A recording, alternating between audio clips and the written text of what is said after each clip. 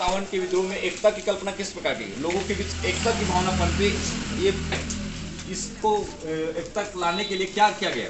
तो बहुत सारे विद्रोही जो थे वे घोषणा किए, और ये घोषणा इस प्रकार से की कि बिना जाति और धर्म का प्रवाह किए आप सभी युद्ध के लिए आइए। बिना जाति धर्म को सोचे कि हम ये फलाने जाति का, ये सब सोच अपने दिमाग से निकालिए और युद्ध के लिए आइए। बहुत सारे मुस्लिम राजकुमार जो थे और नवाब जो थे, शासक थे, उन्होंने भी घोषणाएं की, और उस घोषणा में ये बात भी ध्यान रखा कि हिंदुओं के भावना का ठेस ना पहुंचे, और सबको युद्ध के लिए आह्वान किया कि आप युद्ध आइए और युद्ध कीजिए। क्योंकि इस विद्रोह को ऐसे रूप में देखा जा रहा था जिसमें बराबर हिंदुओं को भी जितना फायदा और नुकसान था, उतना ही मुसलमानों को भी फायदा और नुकसान था। इसलिए बिना जाति धर्म को सोचे बिना सभी लोग ये घोषणा कर रहे थे कि आइए और युद्ध कीजिए। खुद उस समय जो मुगल शासक थे बहादुर शाह जफर, उन्होंने भी एक घोषणा जारी किया, और उस घोषणा पत्र में मोहम्मद और महावीर की दुहाई देते हुए, उसका नाम लेते हुए कहा कि आप सभी युद्ध में शामिल होइए।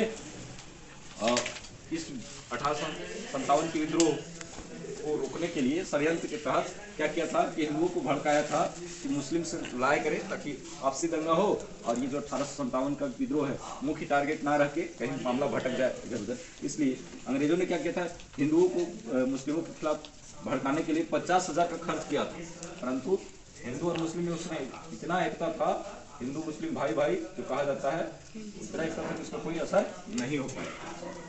अब हम समझते हैं 1857 में कुछ चित्र बनाए गए थे जिसके कुछ मायने थे। पहला चित्र है the relief of Lucknow. The relief of Lucknow, इसका मतलब हुआ लखनऊ की राहत। इसमें इस चित्र को बनाया है थॉमस जॉन्स बार्कर, या कह सकते हैं बेकविथ। इसमें देखेंगे तो बार्कर लिखा हुआ है, थॉमस जॉन्स बेकविथ या बार्कर, आप ध्यान में रखेंगे।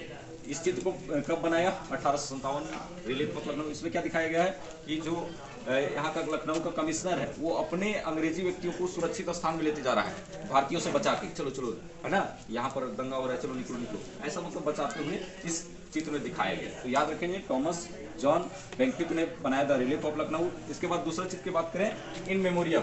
इसके चित्रकार है जोसेफ नोएल पेंटेन। यह चित्र 1859 में बनाया। इसमें इस चित्र में दिखाया गया है अंग्रेजी औरतों और बच्चों को डरा सहमा दिखाया गया। और ये चित्र जब देखे अंग्रेजवासी, ब्रिटेन के लोग, तो भारतीयों से काफी क्रोधित हो गए कि हमारे औरतों के साथ, हमारे बच्चों के साथ इस तरह का व्यवहार। पेंटेन ने 1859 में इन मेमोरियम चित्र बनाया जिसमें अंग्रेजी महिलाओं और बच्चों को डरा सहमा दिखाया गया। तीसरा है जस्टिस। ये अंग्रेजी पत्रिका पंच में छपा, कब? तो 12 सितंबर 1857 में छपा। इसमें दिखाया गया कानपुर में भीषण नरसंहार, काफी लोगों को मारा गया, वो व्यापक रूप से हत्याएं की गई भारतीयों के द्वारा अंग्रेजों का। इस चित्र को दिखाया गया। तो इस चित्र को दिखाकर ये बताने की कोशिश किया गया है पंच में कि देखिए भारतीय लोग कितने निर्दयी होते हैं, बिना कितने हिंसक हैं, किसी पर बिना दया किए सबको मार रहे हैं। तो ये पंच पत्रिका दिखाने का काम किया।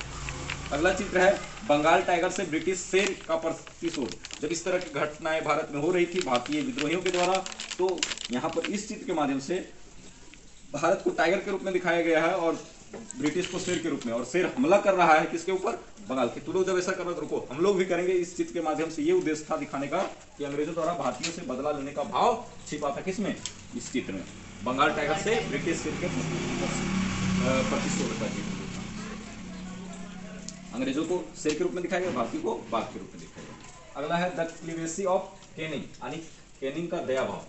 जो कैनिंग था वो आया था, बड़ा शांत दिमाग का व्यक्ति था एकदम, इसलिए मजाक उड़ाया गया वहां पर छाप के। 24 अक्टूबर 1857 को ये चित्र छपा, द क्लेमेसी ऑफ कैनिंग, और उसमें मजाक उड़ाया गया कि देखो ये क्या है, इतना विद्रोह चल रहा है भारत में, इतना विद्रोह, लेकिन ये है सैनिक सबको केवल ढाढ़स दिला रहा है, दया दिखा रहा है, कोई बात नहीं कोई बात नहीं, सह लो। जबकि इसमें दिखाया गया कि वो जो सैनिक है उसके हाथ से खून निकल रहा है, लेकिन उसको कह रहा है कोई बात नहीं कोई बात नहीं। इस तरह का चित्र दिखाया गया है। माथे पर हाथ रखा हुआ है कैनिंग, दया भाव का चित्र दिखाया। इसी संदर्भ में रानी लक्ष्मीबाई का चित्र दिखाया गया है। बहुत से पोस्टरों में उस समय के बहुत जगह छपा ये चित्र, जिसमें 1857 के विद्रोह का एकमात्र मर्दाना के रूप में दिखाया गया, मर्दाना योद्धा के रूप में। हीरोज ने भी कहा था इसके संदर्भ में कि जितने भी यहाँ पर क्रांतिकारी हैं उसमें एकमात्र मर्दाना कौन है? रानी लक्ष्मीबाई। अब हम समझते हैं 1857 के विद्रोह के असफल होने के कारण, तो 1857 के विद्रोह का सफल होने के कारण में आप याद रखेंगे जो पॉइंट है, बाकी कुछ याद नहीं रहता है, तो आप केवल ये याद रखेंगे कि 1857 के विद्रोह का शुरू जो हुआ उस समय से पहले हो गया, बिना प्लानिंग के तहत हो गया, किसी तरह का कोई मतलब रणनीति तैयार किए बिना समय से पहले शुरू हो गया, क्योंकि समाज में ये भ्रम फैल रहा था कि अब 100 साल पूरे होने वाले अंग्रेज सरकार का भारत में, तो 100 साल के बाद किसी भी चीज़ का नाश हो जाता है, तो ऐसे में अंग्रेजों का भी नाश हो जाएगा, इसके चलिए जल्दी से विद्रोह शुरुआत किया जाए, क्योंकि 100 साल हमारा 23 जून को पूरा होने वाला है, तो 10 मई को ही 1857 को ही विद्रोह प्रारंभ कर दिए, क्योंकि 23 जून आने वाला था, मई में प्रारंभ कर दिए। तो इस कारण से बिना रणनीति के तहत जोश में समय से पहले बिना रणनीति बनाए, किसी चीज का रणनीति बनाकर युद्ध किया जाता है, बिना रणनीति के समय से पहले ही विद्रोह की शुरुआत कर दिए। तो ये सबसे पहले बता देंगे, बिना रणनीति के समय से पहले विद्रोह का शुरुआत हो जाना ये सबसे बड़ा कारण था। दूसरा है कुशल नेतृत्वकर्ता की कमी।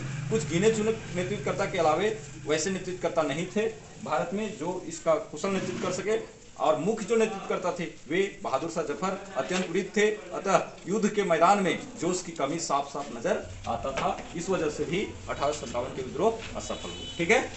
तीसरा है सैन्य उपकरणों की कमी। भारतीय सैनिकों के पास सैन्य उपकरण जैसे बंदूक, तोप, गोला बारूद की बहुत ही कमी थी, जबकि अंग्रेजी सेना के पास गोला बारूद तोप से लैस थी अंग्रेजी सेना। अगर थोड़ी बहुत भारतीय सेना के पास सैन्य उपकरण थे भी तो वो जंग लगे हुए थे, पुराने थे, जो ठीक से ना चलते थे और युद्ध के मैदान में जाते के साथ जवाब दे देते थे, ऐन वक्त पर जवाब दे देते थे, समझ गए। तो सैन्य उपकरण की कमी। अगला है सीमित क्षेत्र में विद्रोह का प्रचार प्रसार। भारत के कुछ ही क्षेत्र में, कुछ उत्तरी भारत क्षेत्र में ये विद्रोह फैला, जैसे उत्तर प्रदेश, बिहार, उड़ीसा, बंगाल। इसके अलावा भारत के किसी भी अन्य क्षेत्र में, किसी भी राज्य में नहीं फैल पाया, जिससे इस विद्रोह को व्यापक जन समर्थन नहीं मिल पाया, बहुत से लोगों का समर्थन नहीं मिल पाया, बहुत से लोग इस विद्रोह में नहीं कूद पाए, अतः जन समर्थन ना मिलने के अभाव में भारतीय 1857 का विद्रोह असफल हो गया। ठीक है। अगर ज्यादा समर्थन मिलता तो सफल होता।